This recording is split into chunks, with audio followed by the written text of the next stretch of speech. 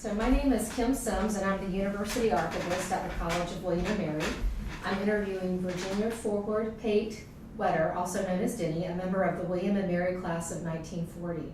Today's date is October the 16th, 2015, and this interview is being recorded in the Chandler Room of the Alumni House. So Mrs. Wetter, can you tell us when and where were you born? I was born in Havre de Grace, Maryland in 1919 on August 10th. And did you grow up in Maryland? I've lived in Maryland my whole life. It's kind of amazing to me because people don't usually stay in their birthplace all their lives. And I've been married twice, and both of my husbands loved this little town.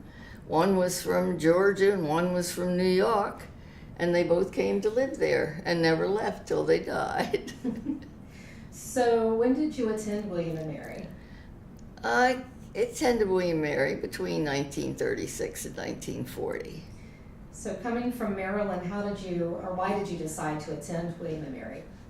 Oh, that's a little bit of a story.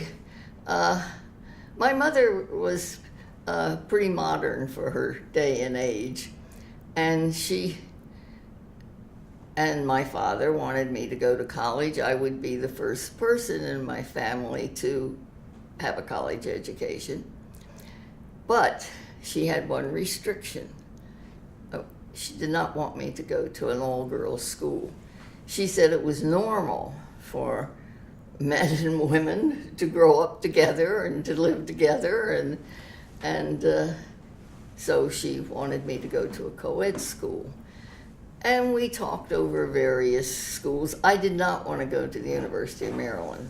My friends who went there came home every weekend, and I didn't think you got a true college experience if you ran home every weekend. So we came down here to look at William & Mary, and we liked it, and I decided to try to come here, and I was accepted. So what was your major? English. I really wanted to take journalism. I wanted to be the great writer, which never happened. But they didn't have a journalism course. I don't even know whether they do today, but they didn't then. So I just majored in English. Actually, I concentrated in English. If you concentrated, you didn't have to have a minor. And I simply had a concentrated major, I guess. So what are your memories of your first day as a student at William & Mary? I saw that question, and it was amusing to me that after, let's see, this is 75 years since I graduated from the college and 79 years since I started. And how was I going to remember my first day? I remember several things. That my parents brought me down here, that we waited for my trunk. In those days, I had a big steamer trunk. Oh, it was about that high. You know, you could hang things in it and had drawers. And it was shipped by rail. And we waited for it to be delivered. And my mother helped me unpack. And we went down to Rose's. That was located then, the first block of Duke of Gloucester Street.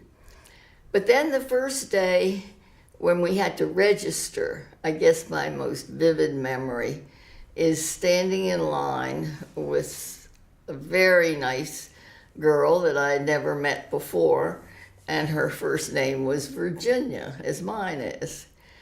She was an Army brat, and we became lifelong friends. She died some years ago, and I still stay in touch with her children. In fact, her son and his wife just 2 weeks ago spent several days with me in Maryland. So it was my biggest memory is making this very wonderful friendship with Virginia Bren. And that's about the extent of what I remember of my first day. That's great. Thank you. So when you entered William & Mary as a freshman in 1936, there were 708 women enrolled and 528 men. At orientation, women were divided into 20 groups under junior sponsors. The groups had 4 meetings in which they received instruction on the social rules, the honor system, and the constitution of the Women Students Cooperative Government Association. And then an examination on student government was given, and a grade of 90 or above was required for passing. And this information came from an article in the Flat Hat Yes. from your freshman year, and it specifically put the focus on the women students and not on the men, leading me to presume then that this was something specific that women freshmen had to do. So what are your memories about this time? Not very much. Okay. I just know that it happened, and of course there was a big difference. We had specific rules that we had to follow as women, and the men didn't have any rules at all where it came to social things and what time to be in at night and such. But the women did have many more rules than the men. So then there were obvious differences between them. Big differences, yes. So with the women, the curfew being one such difference in terms of social We had to rules be in at 10 o'clock at 10 night. o'clock. We could get special permission if we were studying in the library. It was sort of a library permission, and then we could stay out till 11. But we had to be in the library studying. It wasn't to stay out and do anything else. Right. Were there rules about how women dressed? I don't remember there were rules about it, but there was a code of dressing that was more or less accepted. Mm-hmm. Okay. And were you allowed to date, or did you have to have permission? Oh yeah, sure you could date, or you could go downtown and meet somebody and go to the. One of my big memories of going to, there were 2 pharmacies downtown across the street from one another. I mean, the first block, Merchant Square, was totally different from what it is today. And one of the pharmacies made a tin roof. You know what a tin roof is? Yeah. I think it's a shame they went out of fashion. Ours came in a paper cup and had vanilla ice cream in it and chocolate sauce over it and salted peanuts. And everybody went around the campus holding these little cups and with their spoons eating tin roofs. The only other university I ever found that knew what a tin roof was the University of Alabama. Because in later years I served on a board of education in my county, and the president of the board at that time, and I used to compare notes on tin roofs. But why don't they serve them anymore? They were good. They sound good. It sound good. So what was dorm life like? Well, it was, how do I want to put it? I mean, it was normal. It was fun. The hall in which I lived had a bunch of really nice young women. And every Saturday night when we had to be in at a certain time, we met kind of at midnight and had a snack. We prepared for it and so forth. And in my particular case, our group decided we needed a name. And first of all, we agreed that we were overworked. So, well, order of overworked what? So it had to be OOO. So we became the order of overworked okapis.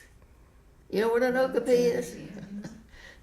I have a toy one on my bed at home. My son-in-law gave it to me.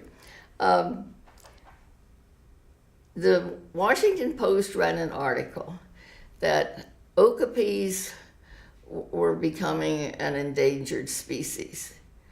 And one of our members immediately wrote the Washington Post, she lived near Washington, to inform them not to worry. There was an order of overworked okapis at the College of William and Mary, and they printed up a little article about it. I think it's still in my scrapbook.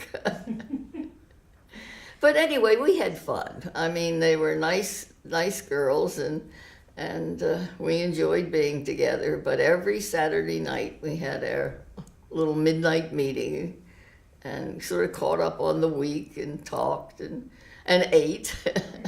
So at that time, were most of the women housed within one dormitory? So were you around upperclassmen as well as other freshman women? I actually, as a freshman, roomed with a senior. At first, I was disturbed about it because I would have preferred having another freshman. But we became such good friends, it just didn't matter. She was a transfer from the Norfolk Division of William and Mary, which I think is now Old Dominion, isn't it? Yes, ma'am. University. And actually, it was the last year that you could go 3 years in Norfolk and come up to Williamsburg for your senior year. After that, you could only go 2 years in Norfolk, and then you had spent your last 2 years in Williamsburg. So, and she again became a lifelong friend, of course. I think some of the friendships you make in college are invaluable. Absolutely. So did you have a favorite professor? I'm sorry. I'm sorry, did you have a favorite professor? Probably. Was very fond of Dr. Borish Eugene Borish in the English department, and sadly he died in the war. And also Dr. Edmund Harrison in the English department, who eventually left here and went to another university in the South. And I guess in the long haul, my favorite professor was Dr. Harold Lees Fowler. And we even became good friends after college days, because World War II came along. He was called up to serve in the Navy, and where I live in Maryland, across the Susquehanna River, was a naval base called Bainbridge, and Dr. Fowler was sent to Bainbridge. And his wife wrote me, I was married by that time and had my first child, but wrote and asked if we could help them find a place to live, which we did. And the fact that they were in our little town during World War II for several years, we became very good friends. So what was it about him that made him one of your favorite professors? He was darn good at what he did.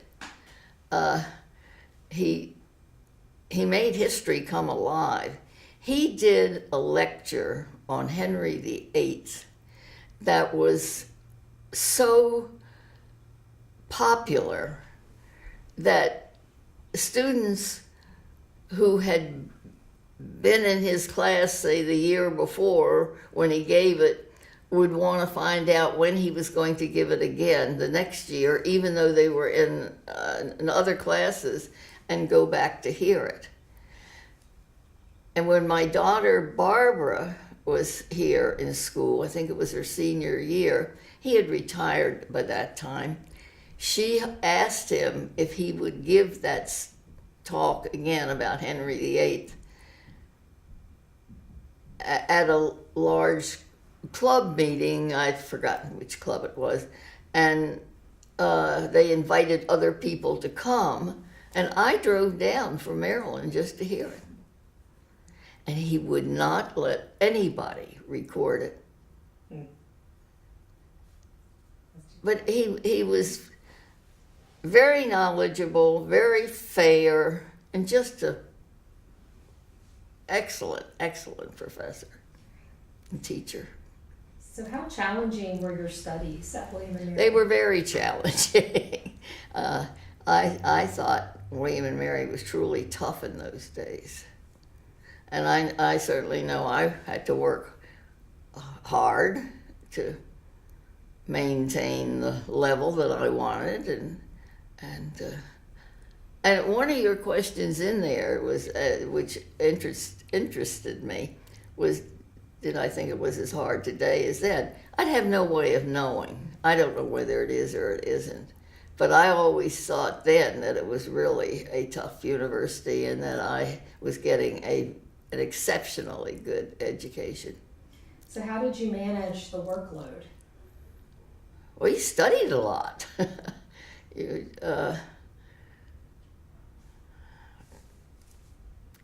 I don't know. I think that's something that's individual. Each person perhaps has their own disciplines that they use to manage whatever they have to do. So you were a very active undergraduate. Your student activities included the Royalist, the Flat Hat, the French and German clubs, Chi Omega, the Colonial Echo and the Literary Society, the YWCA, and you also worked as an orientation guide. So what motivated you to be so engaged in addition to having to carry such a... I had always been active in high school, and you'll notice that a lot of the things have to do with writing and journalism, and I thought that would be a big help. And I'd like to point out that the German club had absolutely nothing to do with speaking German. French club did, when speaking French. German club was a dance club. And twice a year, we had a big dance where the women invited the men, or the women could go stag. And since we did cutting in those days, we could cut in on somebody and dance with their date. Yeah, I saw references in the Flat Hat to the German club's dances. So I was excited when I saw that you were a part of that, because I thought, wow, what if to make the Flat Hat and be it looked like it was something that was well received by the whole student body. Yeah, we loved the Flat Hat, yes. So what did you and your classmates do for fun when you weren't focused on your schoolwork, if you went out into the town? The same things that probably young people do today. So, you might get together and go for a tin roof or walk down Duke of Gloucester Street to the Capitol on a beautiful day. And I don't know, I think that's just whatever is popular at the time you do, and you meet your friends and maybe have lunch someplace. The movie was popular then. The same little theater that's still on in Merchant Square was there, but it had movies, and we went to movies a lot. I think there was one row that was sort of not truly reserved, but always occupied by the Chi Omegas, and I was a Chi O. So if you decided you wanted to go to a movie, it didn't matter if somebody was with you. You could wander in the movie and find some of your friends sitting in the Chi O row and go sit with them and watch the movie. And I was thinking about that yesterday because I was looking over the question. It was funny about movies then. I don't think anybody would do this today. They ran continuously. Once they started at 1 or 2 o'clock in the afternoon and ran through until 11 at night. You might walk in on the middle of a movie, and that was fine. You watched it through the end, and then when it came on again, you watched to the point where you had walked in the middle. I don't believe anybody would do that today. They figure they have to be there when it starts and just watch it through. But we often did that. It was the time that we had available to go, so you walked in at whatever point the movie was, you saw it to the end, and then you watched it to where you had come in.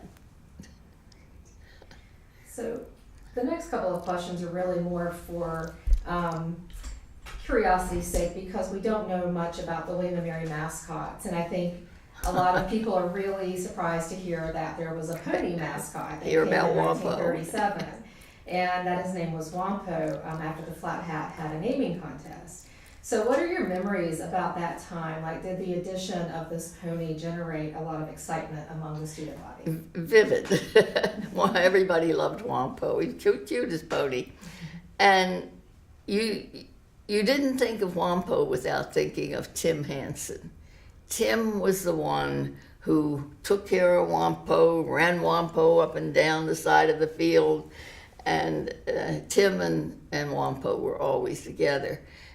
Tim Hansen was not very tall, but he was, if not in physical stature, he was tall in personality. His father, I think I'm right about this, was a prominent lawyer in Washington, D.C. I have a good memory of Tim of something else, too. When I had gotten well into broadcasting, I was over in Washington for a broadcasters meeting. Came out of the Washington hotel and needed a cab. I'm standing there waiting for a cab. A cab pulls up right in front of me. Tim Hansen jumps out of it and said, "Okay, Dinny, here's your cab." He's off. That was the most he said to me. I hadn't seen him in years. But that's how you knew somebody so well and saw them again, and here's your cab. So I got in the cab. But yes, we loved Wampo. So was Tim another student? Tim was a student, and he also studied law. I assume he studied law here. He married a William and Mary girl, and she was a Kappa. Remember Jane? Well, yes, but they're both gone.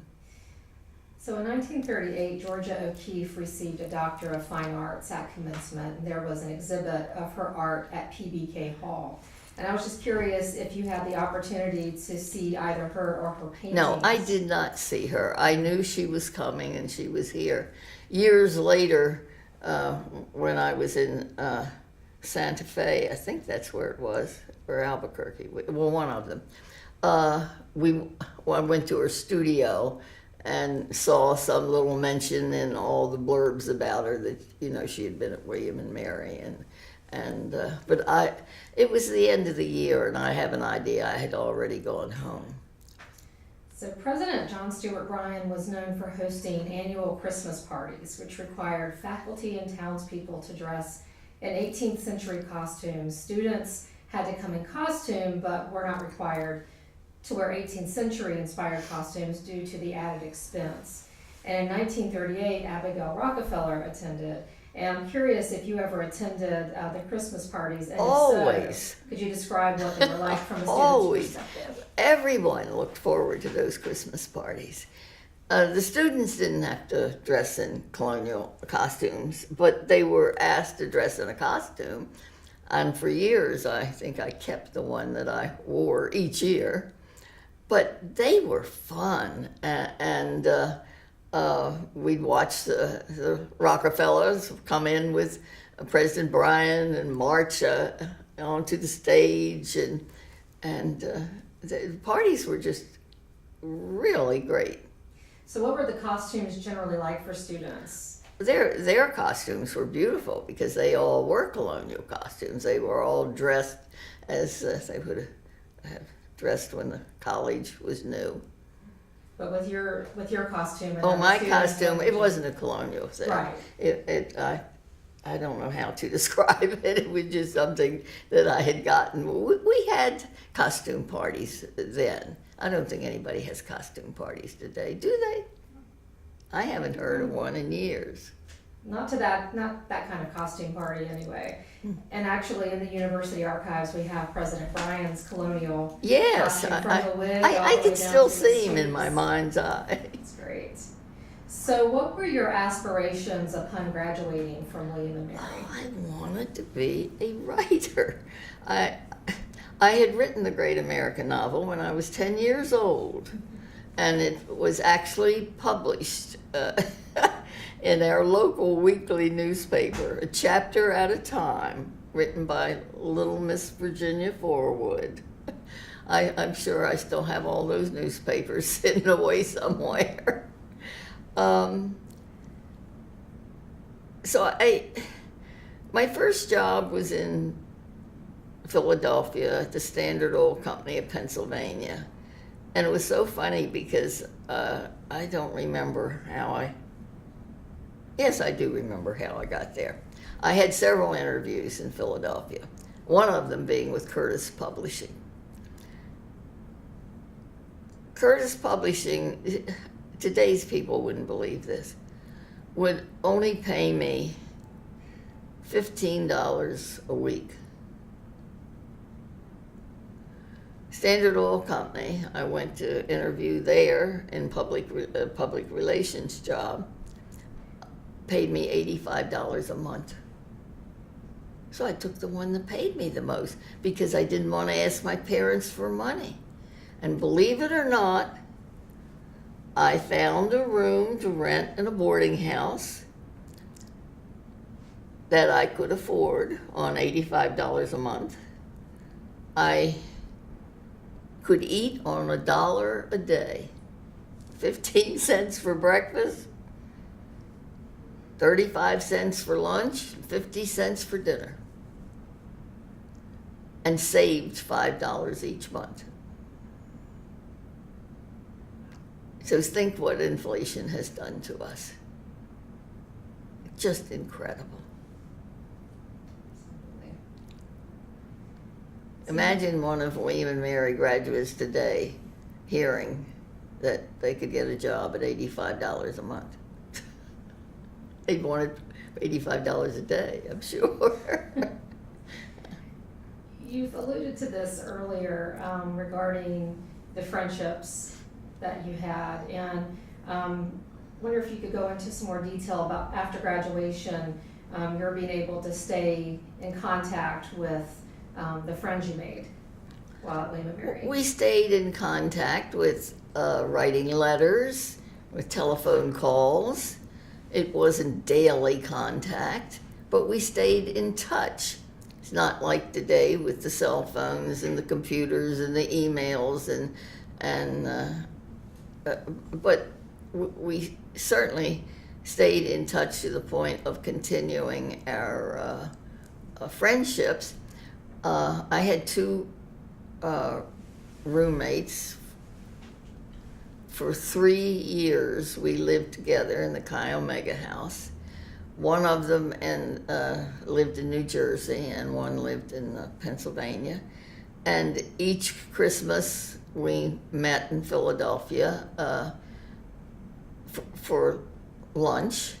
And I remember the last time we ever met, I took my older daughter, and Jane McGee brought her older daughter, and we put the two girls over at a table by themselves so the three of us could be together, because we figured we bore them stiff for getting caught up on one another. So we, and even with my friend Virginia Brand, who married an Army doctor and moved around a lot, we kept in touch through letters. We wrote to each other, and so I continued my friendships with these people that had meant the most to me while I was in college. So how many generations of your family have attended William and Mary since you? Well, I was the first one, of course, who came. I was the first one in my family who went to college, and that meant so much to my mother and father. They were so pleased. And then my brother came here. However, in his sophomore year, he got drafted, as we were in the middle of World War II. Then I had two daughters who came here, Kenan Pate McKee and Barbara Pate Gleasell. Barbara's had two daughters who have come here, Jennifer Gleasell and Ashley Gleasell. I think the last one graduated in 2002, I think. And yes, because Jen graduated in 1998. So now I have a raft of the cutest, well, I think they are, little great-grandchildren you've ever seen. So we're sort of figuring out which one of those might someday come here. The oldest one is only 6, so we have a while to wait. So was it, do you think, your influence on them as to why they chose William and Mary, in addition to William and Mary's reputation as a top academic institution? I'm sorry, I didn't quite get Sure. that. So I was wondering what drove your children and grandchildren to come to William and Mary. In addition to its reputation, was it also kind of seeing how it influenced your life? I don't know that I can actually answer that. They wanted to come here. There was no question about that. And where my two daughters were concerned, I took them to see other colleges. I didn't want them to come here just because I had. I wanted them to come here because that was special to them.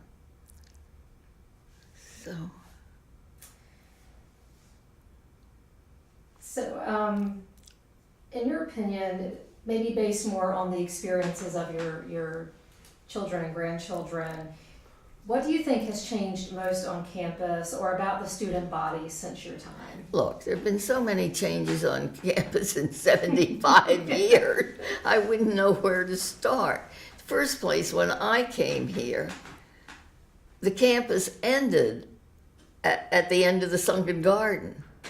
The first time I ever came to Williamsburg to see William and Mary, my mother and father brought me down here in June after I got out of school, my junior year in high school. They were constructing the Sunken Garden. And I can assure you the campus wasn't very attractive. With all the equipment was there, digging all this dirt out to make this huge sunken garden. So I certainly didn't come here because of how beautiful the campus was. It was very pretty when I got here, but it surely wasn't then. But it ended at the end of the Sunken Garden. Tercentenary Hall wasn't even there. All the time I was in school, they talked about building another building there. And they didn't build it until 1993 when we celebrated the tercentenary.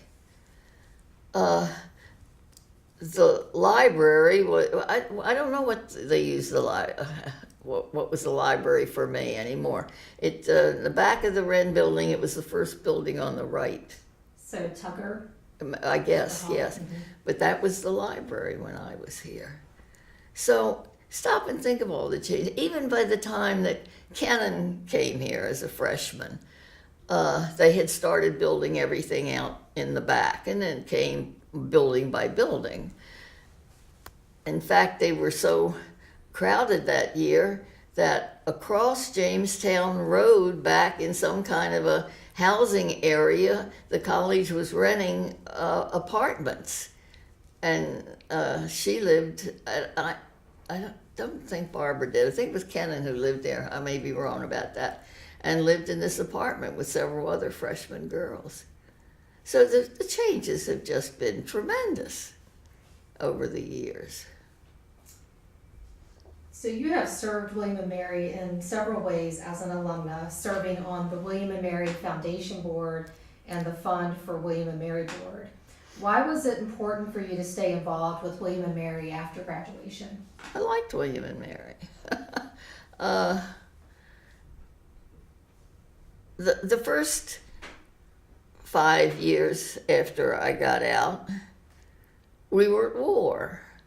And I don't think we even had a fifth anniversary celebration because the war was just winding down at that time. So it was 10 years before I came back for a reunion. And my husband and I came to that. He likes coming here. That was kind of nice because my first husband died when he was very young, and I married again, and both of my husbands liked coming here, and everybody was friendly, and it was really nice. So if I was asked to do something, I was happy to do it. I think that's the answer.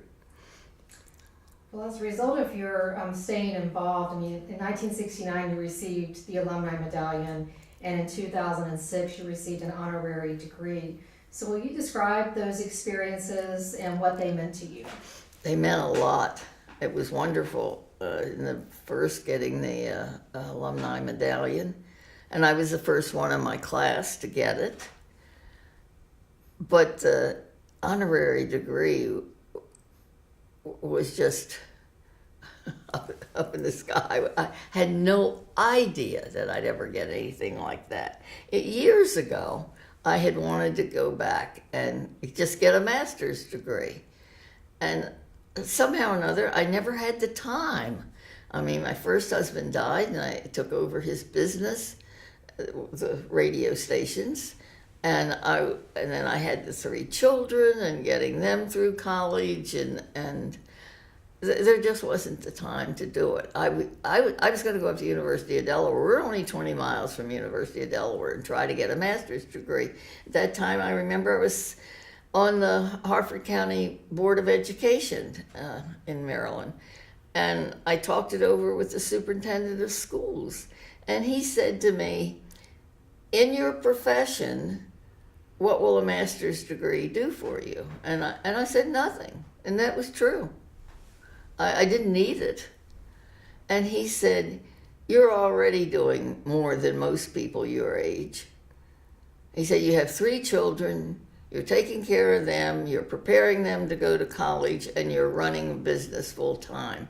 He said, I think you just should forget it. So I did. So getting the honorary degree was just sort of the icing on the cake. It was wonderful. I'm very grateful to the college for doing that. So how did attending William & Mary influence your life? I think it had a tremendous influence on my life. I think the education that I received here in many ways prepared me for what life gave me later on. Gave me the confidence and the ability to walk into a radio station and take over the management without ever having worked in broadcasting. I want to get back to that in just a second, but one last question regarding William & Mary specifically. Sure. In 2018, William & Mary will commemorate 100 years of coeducation. And what are your thoughts about the value and contributions of women?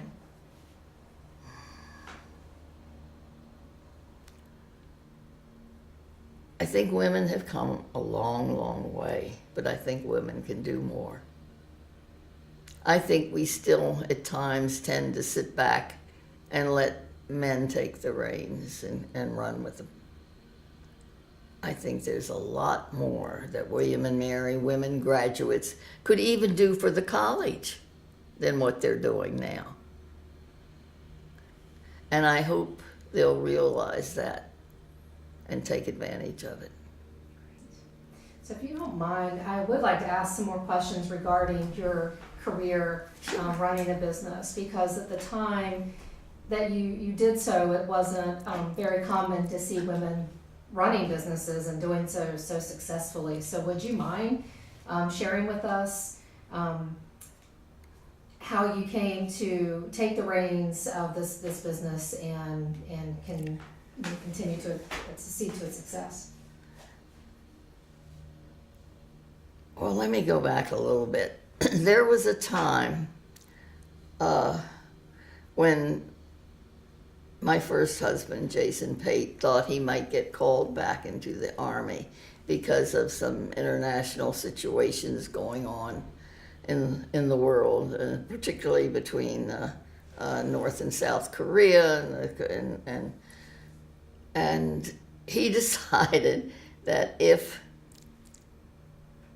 he had to go back in the Army, he wanted me to run the radio stations until he came back. So he prepared pages and pages of instructions, mostly on where everything was and what he did and how he did it and so forth. Well, he never got called back into the Army. And sadly, he did die at age 44, suddenly. So the board, I was on the board of directors for that time. He had made sure that when one gentleman died, they were all men, that I came on the board. So these other men were all professionals and had their own jobs. So they were willing to give me a chance. They told me they'd give me a year and see how I made out running the station.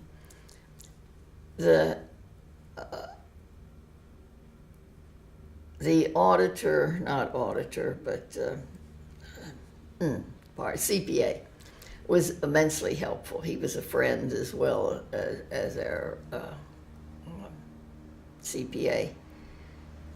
And I remember he came to help me the first week there, and I remembered this paper that Jason had written, and we found these sheets and we went over them, and they were a big help. So, but in the beginning, I felt my way.